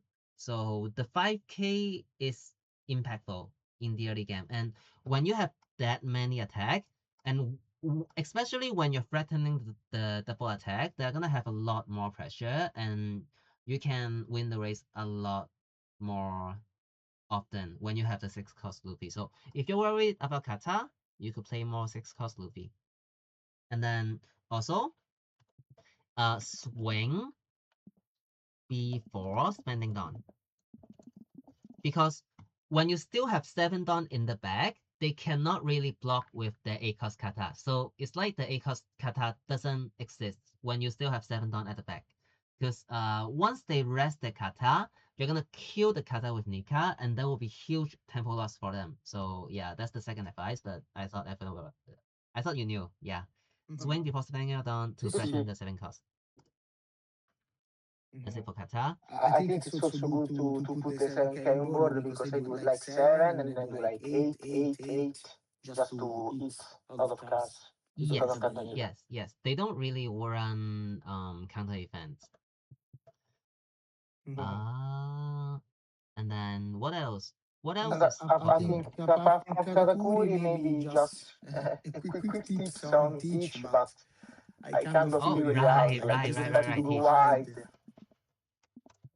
So on Teach, it's actually it's an easy matchup to play, but not easy matchup to win. Like the stuff you do is simple. Heal after their first 10 cost each turn. So when you go first, you're gonna play the game for 6 turn, right? 1, 3, 5, 7, 9, and then on your 6th turn you go for lethal. And then when you go second, you still play 6 turn. 2, 4, 6, 8, 10, and then the turn after you go for lethal. So you play 6 turns. First and seconds is the same. So you just want to make as much attack as possible on those 6 turns. So about taking life, just take life. When it's free, you can counter the hit with Dawn, you counter, but you never spend card to defend your life. You need their cards to defend your board. With the cool life. And you die on their second 10 cost turn anyways. So taking life, like taking down to 2, does not change the turn that you die. You only start protecting your life when you could straight up die to the first 10 cost turn, which doesn't happen all that often, honestly. Yeah, you could just take life however you want. Yeah. So so the thing you want to do is simple. You just want as much attack as possible in those 6 turns. So what you're gonna do on 1, play 2k character. And then on 3, what you're gonna do, swing 5/5. On 5, what you're gonna do, play Sanji. On 6, what you're gonna do, you have 2 choice. You could do 6 plus 4, Luffy plus Usopp, or play Broke. Brook, okay. Not Yeah. Sanji. I mean, if you don't have 6 plus 4, Broke is better than Sanji. Because Broke is 2 attacks. Sanji is 1 attack. So Broke is better. This is also why we run 4 Broke. Because it is actually possible that we use 3 Broke in this matchup. And playing 3 Broke is actually good. On 8, you could either do 5 plus 5. You could do 6 plus 4. Or what? Ah, shut up. Okay, 6 plus 4. Or you could play Broke. Oh, you could do 5 plus 4 as well. So double develop or play Broke. That's it. And then on your first 10. Oh wait. I missed 7, didn't I? Okay, 7. Sanji plus Usopp. Or 6 plus 4. And then on 9 Dawn turn. Now this is a crucial turn because 9 Dawn turn is the turn before the 10 cost teach turn. So on the 10 cost teach turn, they're gonna hit into your rested character with their board. So by defending your board, you're actually swinging more. So if you have enough counter, that's amazing. But if you don't have enough counter, 4 cost Nami count as a attacker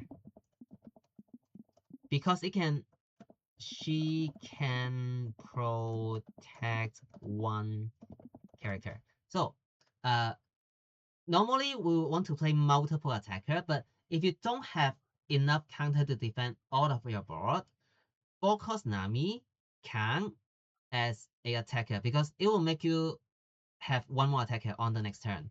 And then same with Luna. When you don't have enough counter to defend all our board, and by playing Luna, you are making that 1 more of your character survive. Luna is a good aggressive play because it will make you have more attacker on the next turn, your lethal turn. So yeah, and then you just double develop or Broke. Zoro is not that good, but if you have no choice, you could play Zoro. But like honestly, the Zoro is just gonna get stunned. So yeah. And then on 10, you just Broke for lethal. There is actually no other choice because sometimes maybe the board is not that big yet and you will think you can play another turn, but that's not true. But yeah, because after they play the first 10 cost teach, what they could do is they could double heal with Bossa. And from that point onward, you cannot close the game anymore. So the turn after the first Tendon turn is your best turn of going for lethal. That's the weakest turn, basically. So you have to go for lethal after the first 10 cost turn. And sometimes they're gonna miss 10 costs, and that's cool. Like them missing 10 costs is so cool, and then you can play one more turn. So yeah, you go for lethal after their first 10 cost turn. Not necessarily their first 10 down turn, but their first 10 cost turn. 10 cost teach turn. And then going second, what you do is also simple. You go double search. You don't care if you take the hit. Stage plus 2k Nami, 1 cost Nami is ideal because you get the 2k attacker. 2k attacker is very real in this matchup. And then on 4, you play Usopp if you have it, or swing 5-5. Play Moranami. And then on 6, you do double develop. On 8, you do double develop. Okay, on 10, this is quite similar to our 9 dawn turn. So I'll just copy and paste that. Yeah, because next turn they will have teach, and when you can protect your attacker in some way, that is an aggressive play as well. And then on the turn after, you go for Brook Lethal. That's basically the game plan against Teach. And when you swing against Teach, you just make sure to play around all the triggers. So, for example, when you want to swing 5-5, you always swing the Nami first, because they have the dog kill trigger, they have the Basco shot trigger. That's gonna kill the Nami and make you not able to swing 5-5.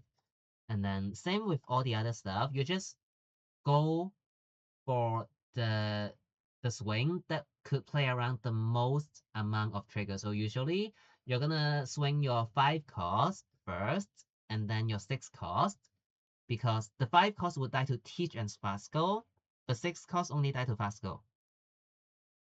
So 5 cost first, and then 5 and 4 cost first, and then your Fasco, and then your bigger character, just play around the most amount of stuff. And when you have the Brook restand, make very sure that if you have the chance, you do the Brook restand first, because there is a world where they just trigger 10 cost Teach to negate your Brook. So let's say there are 2 life, you're gonna swing like your 7k first, and then maybe they take, and then you immediately sack your Brook and restand the 7k, and then you swing again, because if they get the Teach trigger and they negate the Teach, blow out another character, you lose 2 attacks. But if you use the Brook first, you only lose 1 attack.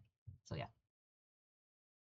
that's basically it against Teach. And okay, another thing very important, remember or search. This is extremely, extremely, extremely important into Teach, because Teach is going to show you a card every single turn. They will use the stage, pick up a card. You make sure you remember all of the card in their hand, because if they are holding maybe 1k in hand or brick in hand, which happens, you can swing accordingly. It's extremely important. So in my game, my opponent picked up 2 10 cost Teach, and they never throw them away. So after the first 10 cost Teach, I know that their hand is 1 brick. And when my opponent had 3 cards in hand, I swing 6k, 6k, and it went through. So it's extremely important that you remember all the search. That's basically it against Teach. All right. Any last questions? Because I need to get dinner. Sì, no, don't worry. Just my last question is about the list. Yep. Like I think I would love to play the list with 3 Nika and 3 6 cost Luffy. The thing is that I would love to find a spot to play the King Kong Gatling, but I don't know what to cut Okay. and if I want to cut something Okay, to play if that card. this is the case, you want to play Gatling, the most reasonable cut here is the Brook. You play 3 Brook, because 4 Brook, you don't need 4 Brook, but 3 Brook, most of the time, get the job done. So if you want to play Gatling, just go 3 Brook, because you can't really cut Luna, you cannot cut Charleston, you can't cut any other stuff. Brook is your only reasonable cut, because you don't need 4 Brooks. And Brook is very searchable, unlike the Nami, because the Nami you need to be a 4-up, because the Nami cannot search Nami, so you need to like hard drive. It's less searchable than Brook. So yeah, if you want to play free Nika, free Luffy, and the Gatling, this is a list that I would bring. I like this list a lot also. Yeah, I love it. Yeah, this is Just the thinking plan. about the book because I also had one brick in the list, but I don't know. The thing is that the King Kong Gatling is a resource that I've been using since I think OP06. I've been playing it in Red Zoro also. Yep. So it's a card that I used a lot. Yeah. And I know how to use it. So Extremely also the good. league is Yeah. not that bad. Maybe can tell you the Aesop in the mirror. I don't know. Oh, I like the list. I like the list. Yeah, Gatling. I think this is actually better. Okay, I think 3 Brook 1 Gatling is actually a bit better than 4 Brook. Now that I think about it. Because, like, you really don't need 4 Brook. Yep. Yeah, this list is better than my original list, I think. Yeah. Just because I want one more Nika to play against Miyok because I know that there will be lots of Miyok. Yes, And one Lee free is Nika is Jessie. good. Free Nika is good. Also, with an L, I want to play 3 Luffy because I want to have them and see them Yeah. mainly with an L. And the two costs is just to have one touch card in the list. I Yeah. don't know if it's right to cut 1k, but I think Brook, you can, as you said, like against Mihawk, it's good if they don't do the 6 cost. Mm-hmm. And also, it's good against Teach if you can develop it early. Yes. And I just need to think about this. If I want to cut the first Brook to put one King Kong Gatling in the list, I think I will test and I will decide, but I think I will decide like the night before or the morning. I don't know. Sure, sure. Because also I It's have all about Lignite and the Celtic it's all Cut. about the Lignite meta is read. better and Celtic Yeah. Cut is safer. Yeah. Mhm. Like as time goes on, you'll know what to expect in the meta more, and then you can adjust accordingly. And I think you can do that. Okay. Yeah. Thank you. Thank you. It has been a pleasure because I've been listening